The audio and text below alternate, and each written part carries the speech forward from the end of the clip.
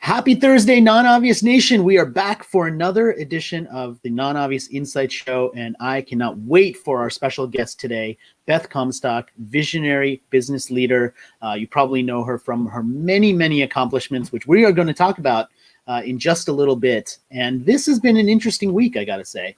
It has been dominated by news from the U.S. election, of course, because we're just days away. And I did vote early. I went yesterday to vote. And you know, one of the things that really struck me about it, and it's going to relate to our non-obvious stories this week, was you hear a lot about division and people just don't understand one another. And then you go and you stand in line to vote.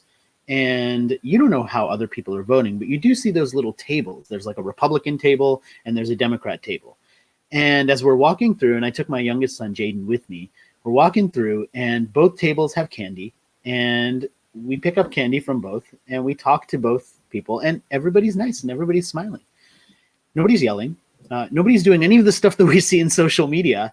And for a second, when you go there, at least this was my experience, when you go there, you don't feel like there's this big divide through the middle of the country. You actually feel like we're all kind of living together because we are. And that was the thing I took away. And it was really nice to be able to take my son there because he hasn't, I mean, he's too young to vote, obviously. But to have him have that experience too is like such an important and valuable thing. And, you know, it relates to, there were a couple of stories this week that I shared in my email that sort of relate to that. And one of the first ones was about whether it's possible to change anyone's mind. And it might seem impossible right now, right? Because what we hear from most people is, well, everybody's decided already. And there was this great article about something that people in politics call deep canvassing, which is essentially the idea that you go and have a face-to-face conversation with someone and you talk to them about what they believe and what they think, and maybe you share with them your perspective as well. And if anything could change people's minds, it would be that. And that was kind of this hopeful story for me, because what the underlying message there was you know, we can change our minds. Like there's a possibility that someone might actually change their minds and think differently. Another more lighthearted story about the election came this week from my very good friends at Nando's, which many of you know is a great South African chain restaurant. It's growing here in the US, and they did this brilliant marketing campaign where they talked about not letting anyone else decide for you. And the way they did it was they had customers come in, they had hidden cameras, and they talked about the undemocratic meal that you could order. And the undemocratic meal was just, we'll figure it out for you. And if you ordered that meal, you would get a carrot cake with mayonnaise, or like a bowl of mashed potatoes and nothing else, or like this rice with 2 brownies stuck inside of it.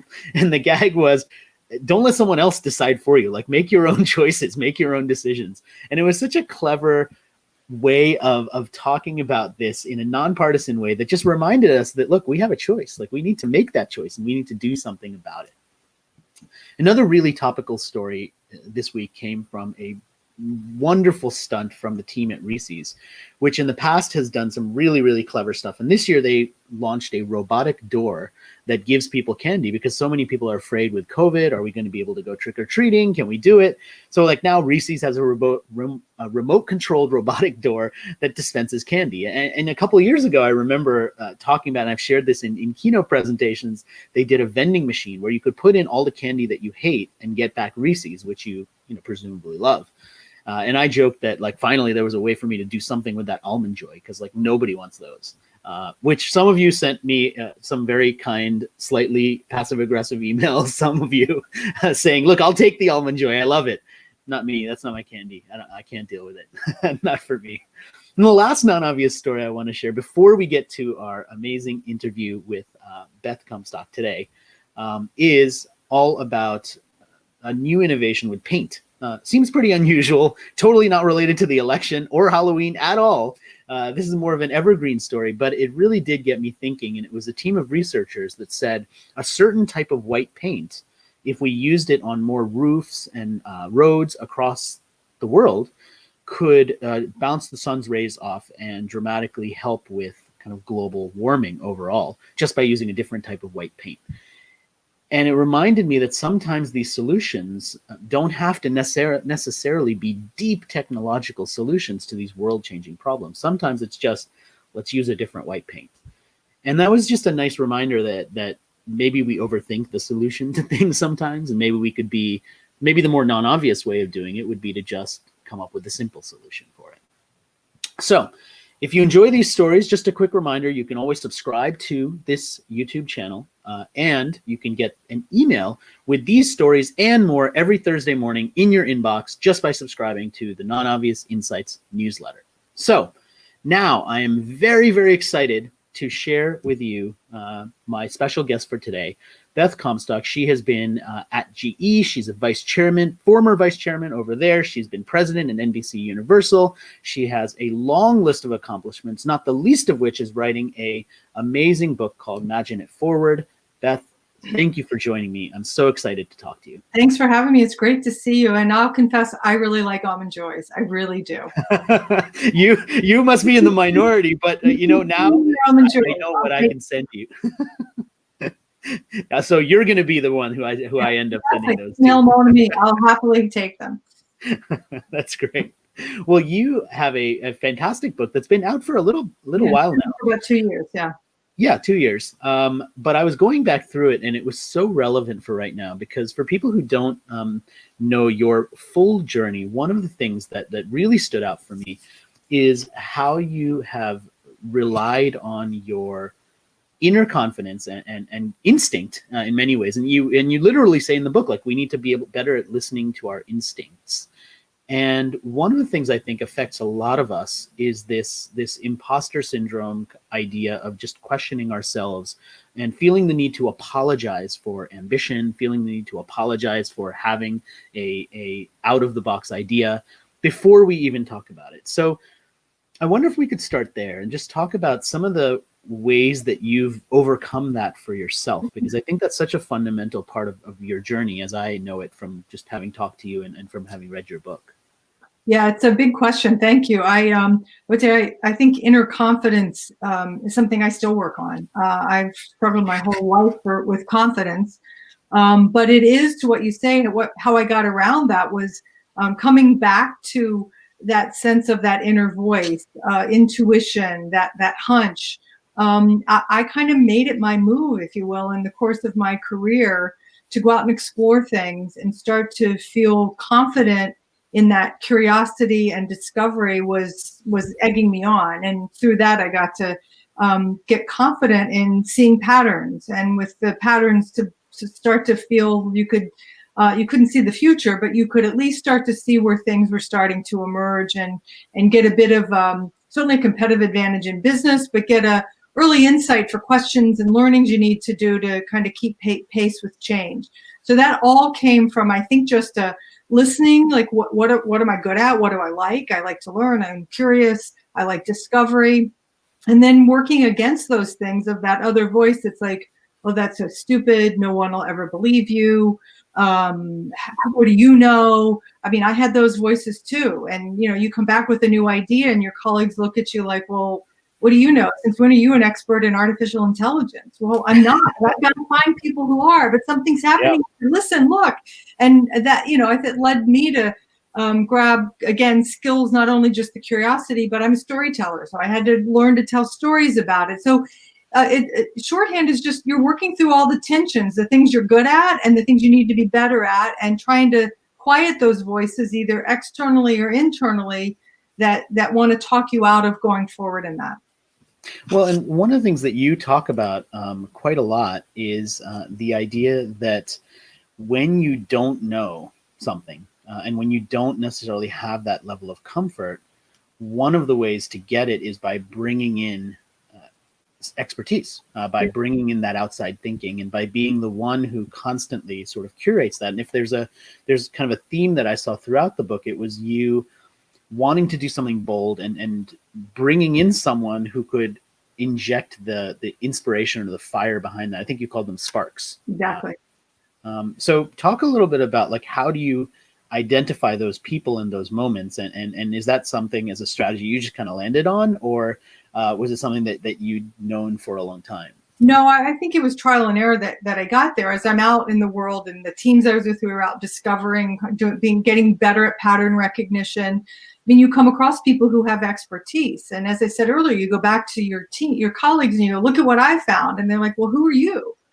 we don't know you in that capacity. So pretty quickly, you're like, I need to find people who have expertise in this, and bring them in. And often the expertise is not, I mean, yeah, they're subject matter experts, but their expertise may be just in getting my colleagues to look at a situation from a different perspective.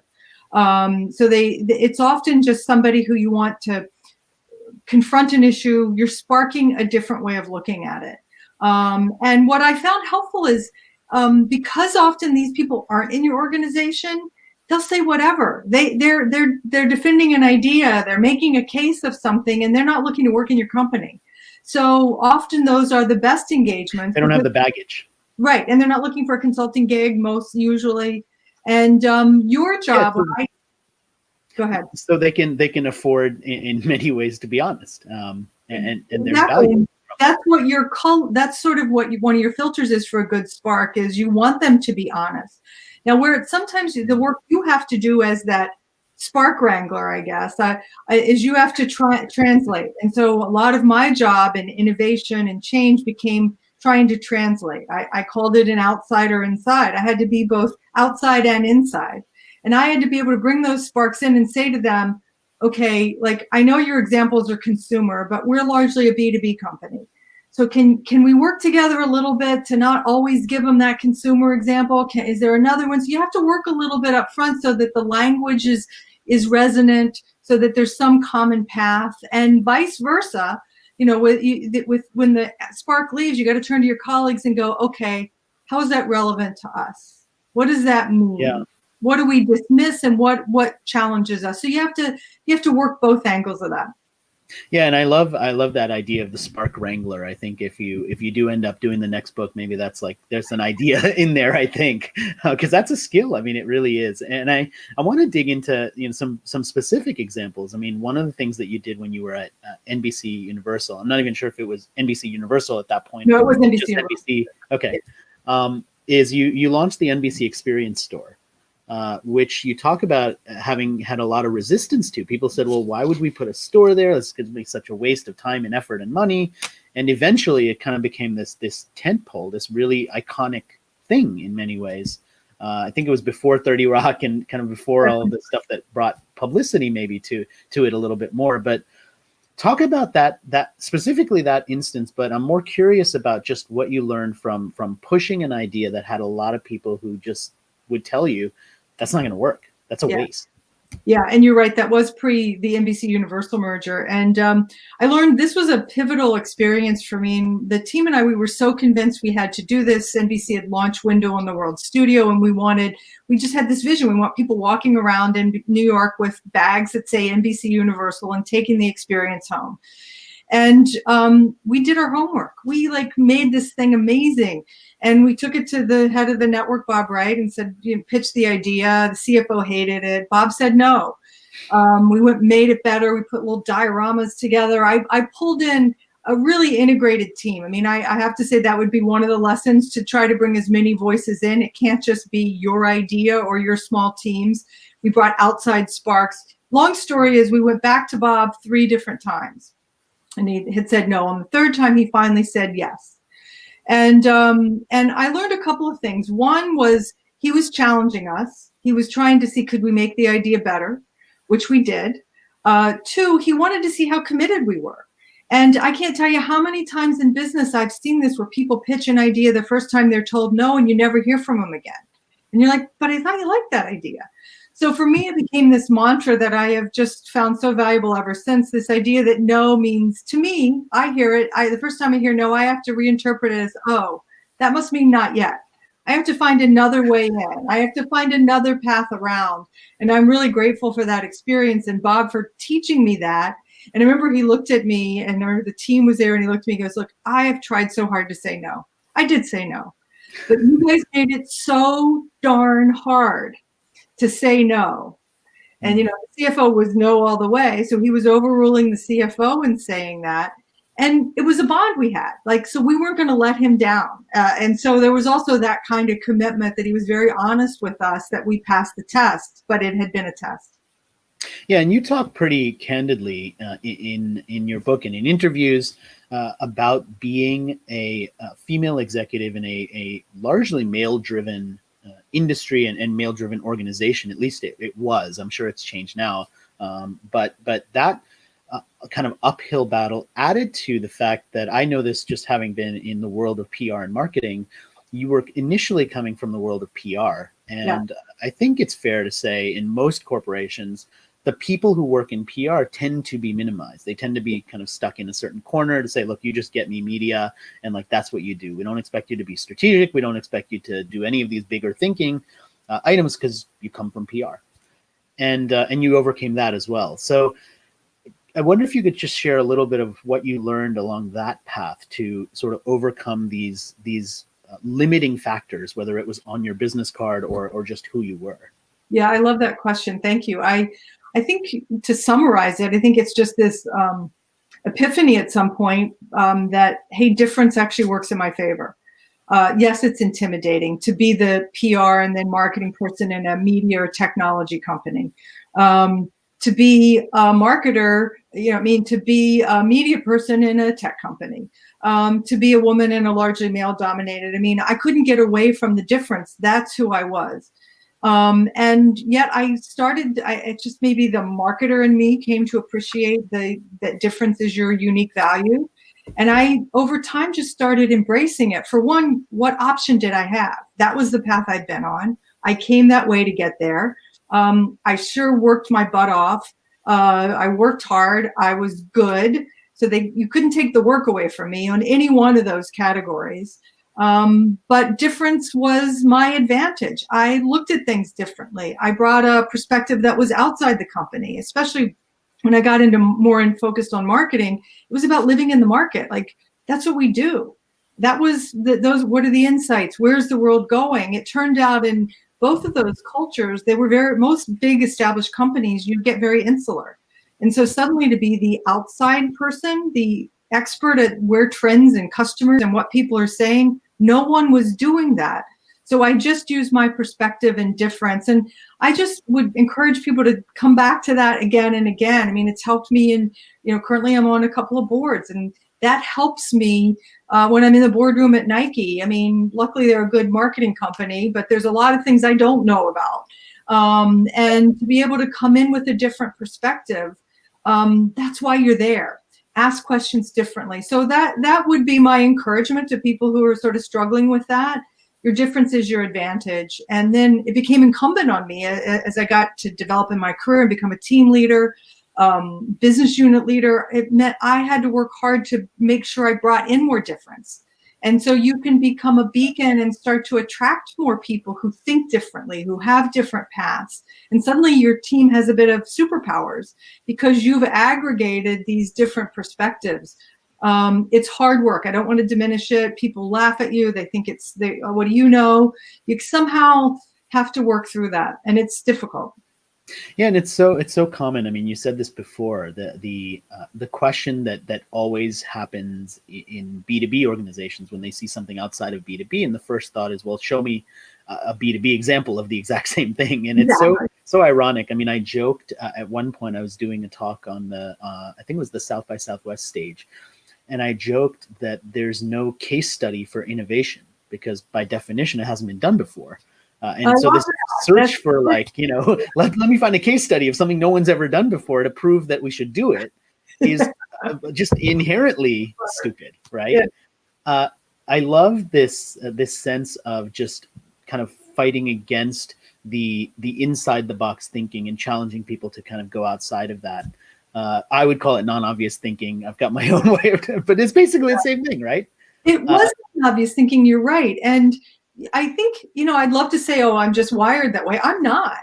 But after, doing it the other way and that didn't work, you start to find the non-obvious way kind of works. Yeah, it does because you challenge people to not dismiss something that is outside of what they know. Right. And I often say that we're living in this time where really for the first time in human history, it's possible to be more informed and more narrow-minded at the same time because you just read more and more of what you agree with. That's why the work you're doing is so important. Yeah, and it's so challenging for so many people, right? Because they just struggle to think that way. They struggle to embrace that style of thinking. Your story takes you on this journey through NBC Universal, through the mergers, through GE, and along the way, there's some pretty iconic experiences with known business leaders. I mean, you talk about the time when Jack Welch hung up on you, which I think is a great story. I mean, I want you to share that. I think it's just and what you learned from it, because I know that's one of the stories I've heard you talk about. Yeah, no, I had a period of time when Jack Welch brought me into GE from NBC, and I got to work with him for about 4 years, and a lot of learnings from him.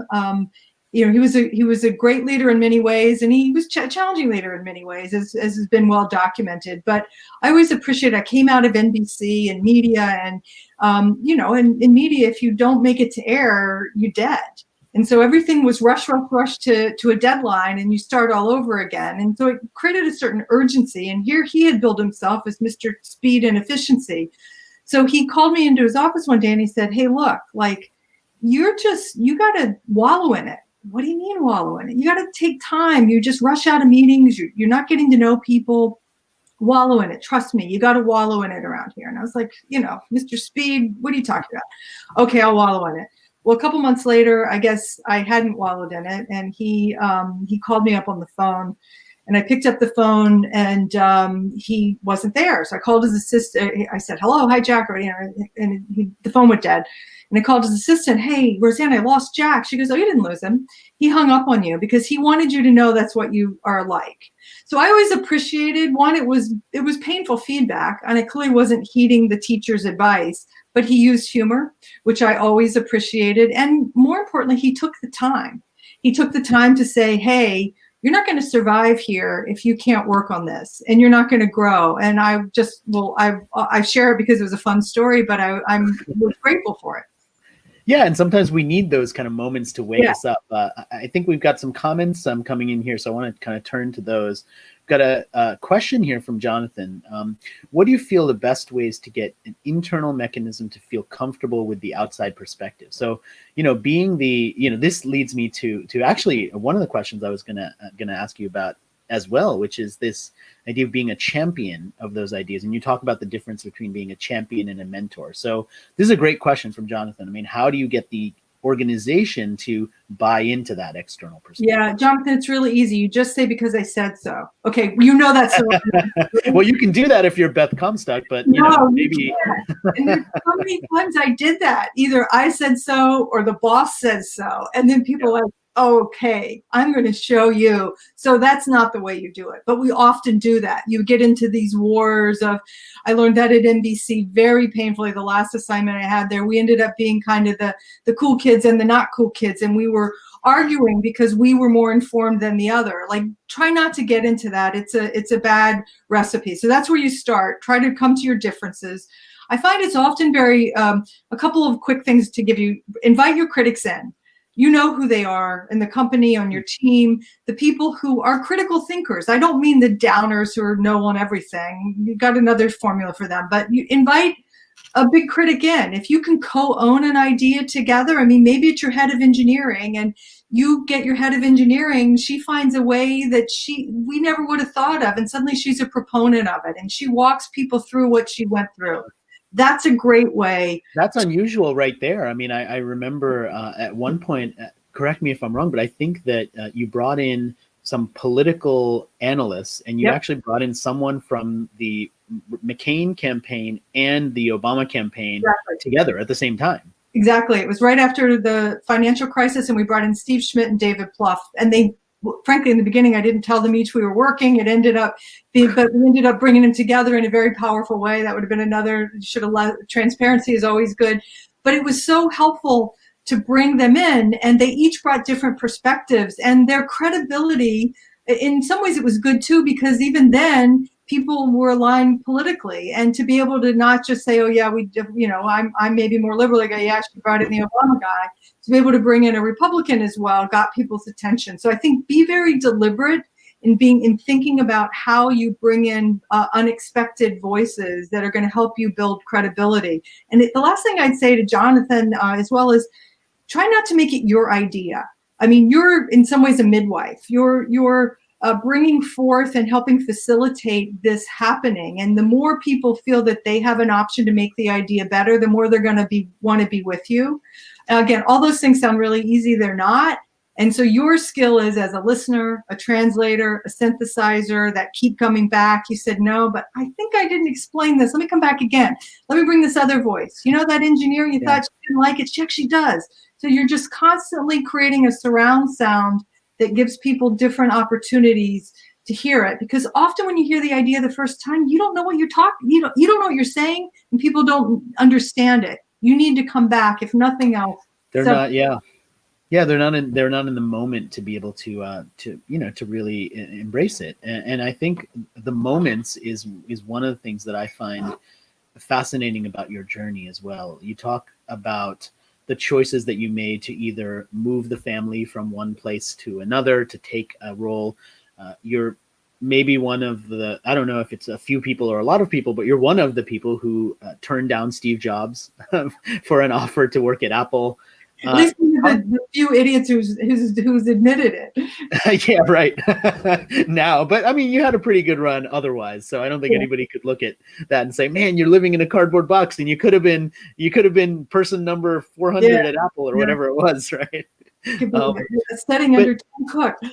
Yeah, but talk a little bit about. I mean, I would love to know just your personal model for making those types of decisions, which are big in the sense that they impact you and your life and your family's life, but also they're just kind of big directional calls, right? Do I take the role at NBC and leave GE, which are totally different worlds? Do I leave the world of media and go back into the, I think you called them the industrialists, right, of GE? Do I turn down Apple? Like, how do you think about those types of big decisions and break them down? And then as you look back, do you say, oh man, like, I should have done that? Or do you sort of say, look, the past is a past. Like, I'm always moving forward. Yeah, it's a little of all those things, but it's where we started. I think it's really feeling comfortable with your voice, and you have to go through a process to do that. So I actually kept the worksheet I did when I was considering going to Apple twice, I might mind you.